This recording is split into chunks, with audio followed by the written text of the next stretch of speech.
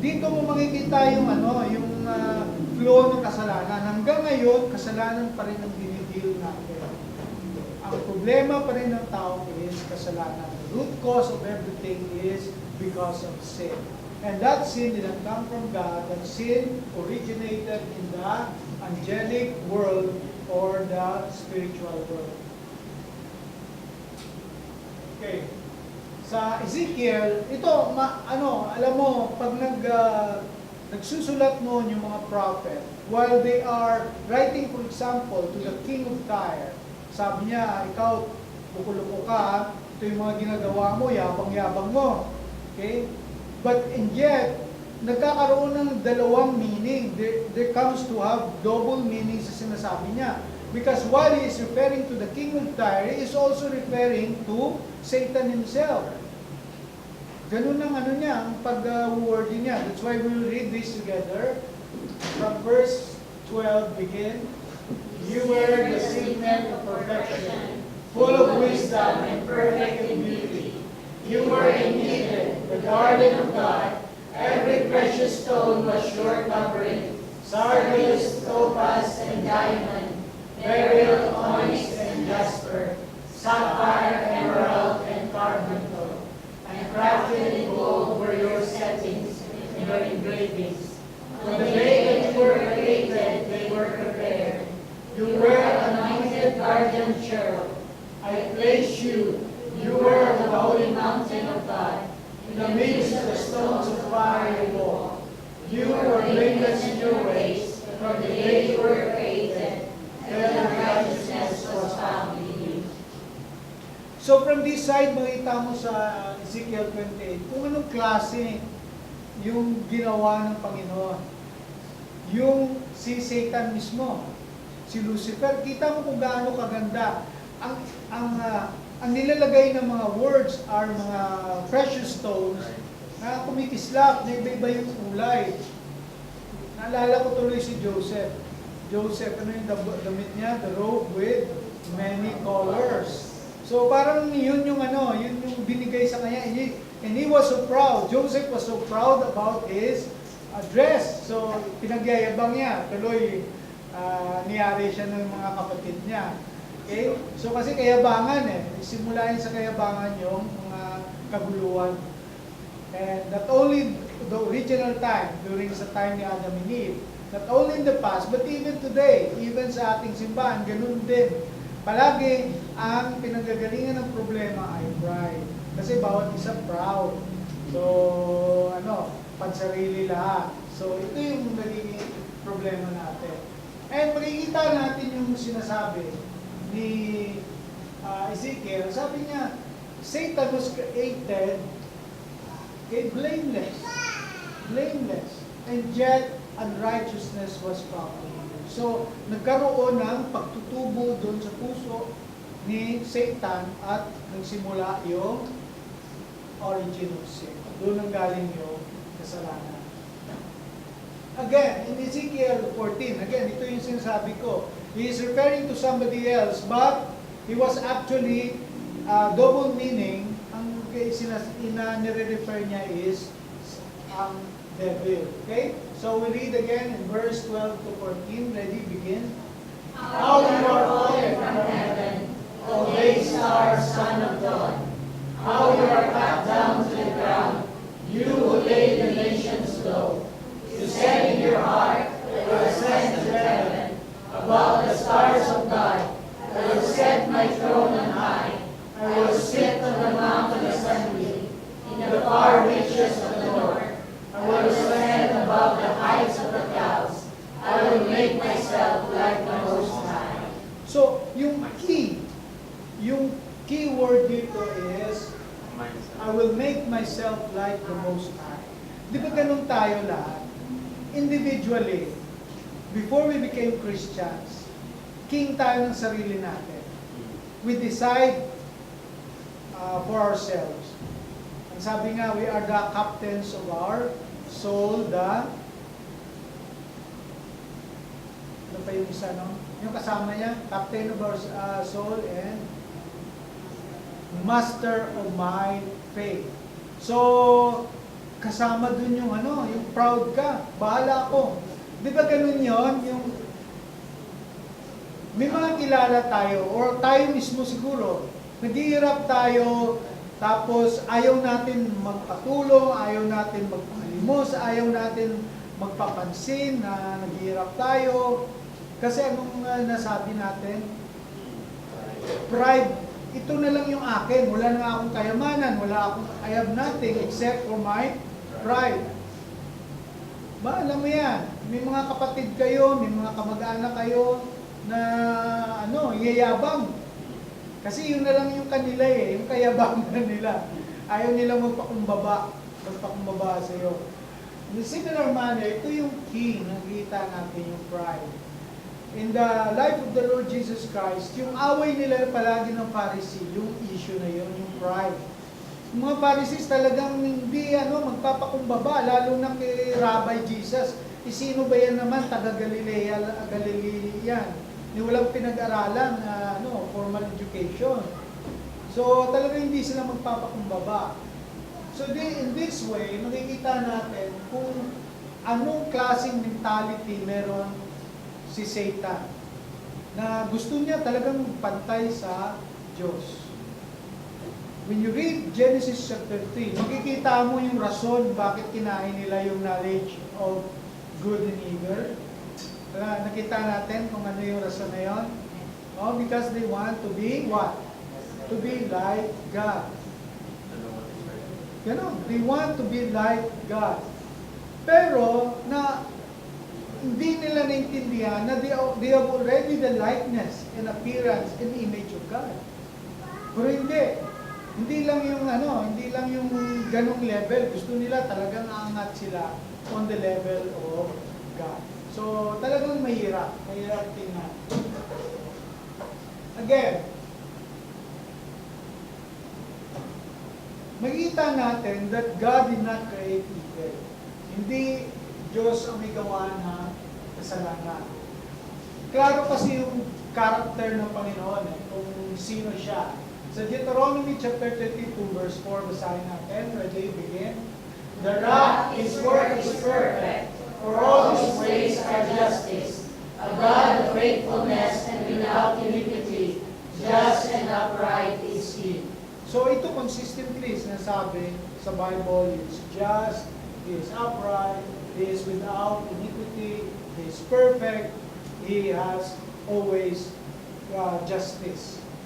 Again, so kung ang kasalanan ay hindi galing sa Diyos, at ang kasalanan, ang origin of sin para sa atin, galing sa kay Satan, paano nagpo-produce yung kasalanan? Paano yun nag-create?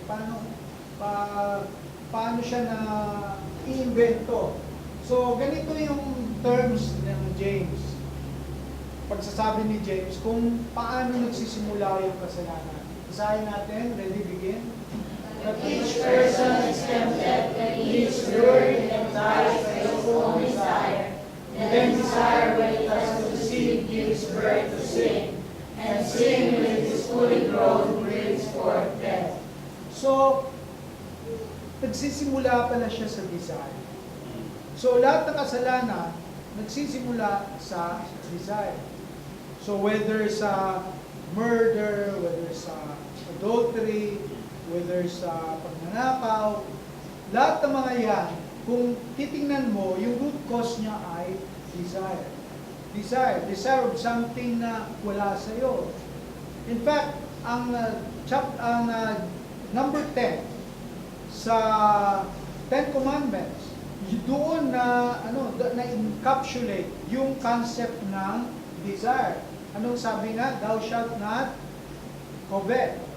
Thou shalt not, ang covet na word is actually the same word as desire. Do not desire your neighbor's wife, neighbor's goods, neighbor's anything. Lahat, kahit anong nasa neighbor mo, kasi gano'n naman tayo Tayo bilang mga tao, palagi ang reference point natin kung sa baseline at saka benchmark. No? Bini-benchmark natin yung sarili natin sa kasama natin. Either na community, in a family, sa loob ng simbahan.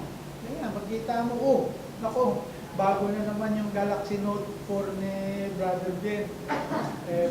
Second hand yun eh. Kaya ang binili ko dahil murang-mura eh. Oo, mamaya.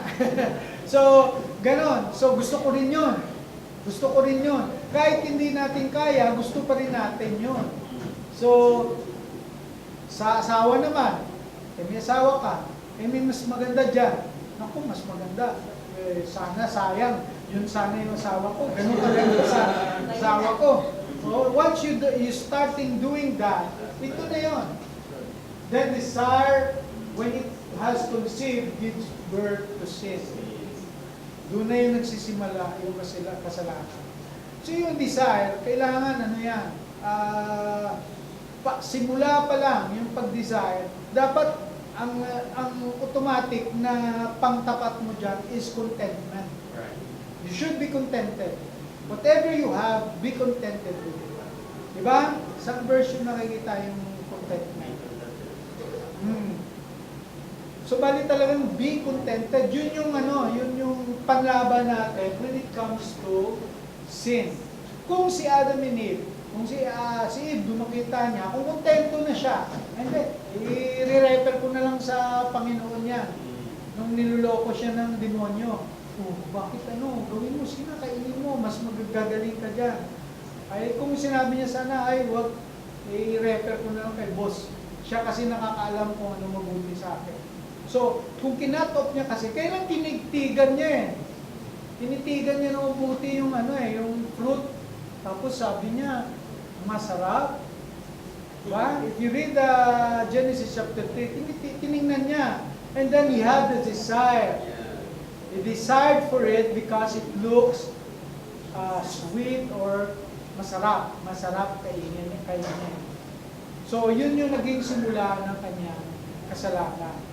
And also, nung sinapitan niya si Adam, ganun din sinabi niya, ito, masarap to. And ganun din yung naging took it, kinain niya rin. So, ito yung simula ng kasalanan. Evil was not created by God, but it was created by the creature. All sin that we have comes from ourselves. Kaya hindi natin pwede blame. Yung may yung mga tao na biniblame ang Diyos sa lahat ng mga nangyayari sa buhay nila. Ngayon, napapatay yung mga kapatid nila dahil yung mga drugs. Biniblame nila si Duterte. Kikita niyo yun, galit na galit sila. Bakit yun? So, instead na tingnan nila yung sarili nila, tingnan nila yung mga kamag-anak nila, kung sino man dyan, na gumagawa ng masama. Hindi. Yung blame nila sa ibang tao. Yan eh. Kikita mo yan sa Genesis chapter 3, di ba? Nung sinita na sila. Sinita ng Panginoon. Nung sabi ni Adam, sabi niya, oy, bakit ka nagtatago? Sabi niya, kasi itong babae na binigay mo sa akin eh. Babaeng binigay mo sa akin. Kinain. Ikaw! Sabi niya sa babae, ikaw! Bakit mo kinain? Ikaw binigay mo na ahas dito. Nilagay mo ahas dito. Sinabi, kainin ko. Mabuti na, hindi tinanong yung ahas. Hindi kayo nagtaka doon, bakit hindi tinanong yung ahas? Sabihin niya, ahas, bakit ka, kinain? Diba? So, anyway, that gives us an idea of where sin comes from and the result of sin. So, mayroong kasalanan dito sa mundo. We live in a sinful and broken world. So, this is not a perfect world. This is a world where there are so much pain. Kamamatay lang ni Okay, basahin muna natin. Ready? Begin. We know that for those who love God, all things work together for good. For those who are called according to His purpose. For those whom He foreknew, He also predestined to become conformed to the image of His Son, in order that He might be the firstborn among many brothers. and those whom He predestined, He also called. those whom He called, He also justified. Those whom He justified, He also glorified. So, in spite of what is happening in this world, we realize that God continues to be sovereign, continues to be in control, and continues to have His plan. And those plans are being implemented each and every way. That's why, when we read the story of the apostles, makikita natin na kontento sila.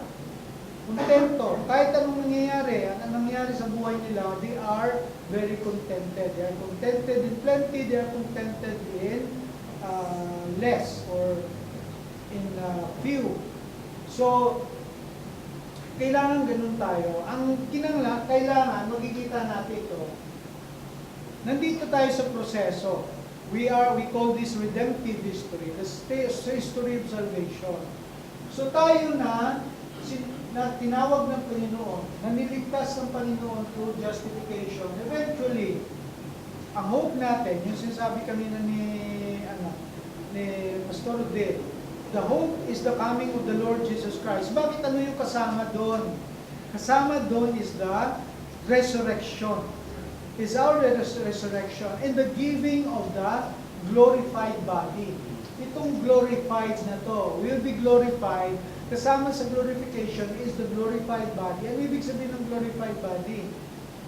Okay? We are no longer subject, okay, to the corruption of this world. Incorruptible na siya.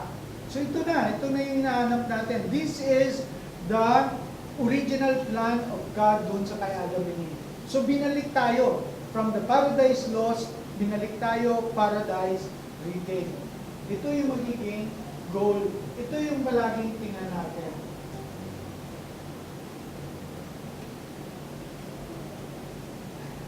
So 1 John 3:8, balik tayo dun sa verse kanina na this is the end.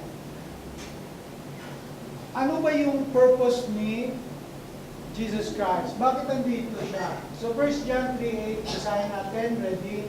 Begin. Whoever makes a practice of sinning is of the devil. For the devil has been sinning from the beginning. The reason the Son of God appeared was to destroy the works of the devil. So ito na yung kung ang kasalanan ay dumating, okay, brought havoc into this world, brought misery, we have the confirmation that everything will be corrected. Lahat na to ay magbabago. And there will be restoration and also restitution for the devil na nagsimula nung kalokohan dito sa mundo. And that is why the Lord Jesus Christ, the Son of God, came into this world to destroy the work of the devil. So, when we study about the doctrine of man, kikita natin yung original state niya at saka yung state natin ngayon, sinful man. Kailangan we always have the right perspective na sige lang, be contented with what we have because we are moving forward. Darating ang panahon that even death itself, ang kamatayan mismo will be thrown into the lake of fire. And this is the second death. Ito yung makikita natin sa eschatology natin. The ultimate victory. The ultimate victory is the death of death itself. Yung kamatayan ng kamatayan. Ang sabi nga nung isang libro ay, the death of death in the death of Christ.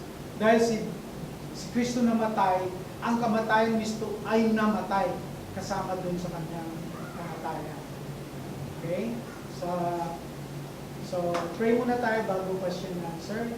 So we pray, Lord gracious Father, thank you Lord for your assurance that you are our God, that has a plan for our lives, that even Lord of what is happening right now, we know that there is a day of judgment, the day of the coming of the Lord Jesus Christ, the restoration of the original creation, where we will have the glorified body and will enjoy our fellowship with you forever and ever.